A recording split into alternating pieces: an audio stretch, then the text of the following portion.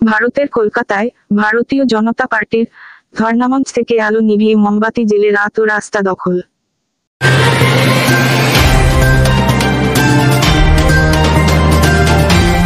৪ঠা August বুধবার রাত ৯টায় কলকাতা সহ সারা দেশে যখন বিচারের দাবিতে সাধারণ মানুষ থেকে শুরু করে ডাক্তাররা রাত দখল ও রাস্তা দখলে নেমেছেন ঘরের আলো নিভিয়ে মোমবাতি হাতে।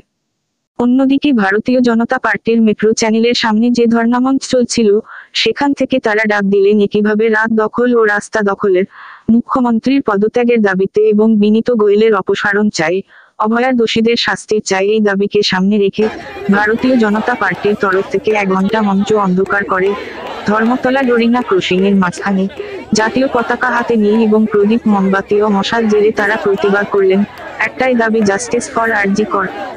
রাত দখলের কর্মীরা জানান, আন্দোলন থেমে থাকবে না শাস্তি না হওয়া পর্যন্ত। রাত দখলকে কেন্দ্র করে রাস্তার বিভিন্ন মোড়ে যান চলাচল বন্ধ হয়ে যাওয়ার মতো। সমরেশ রায় ও শম্পা দাস, CNTV, কলকাতা।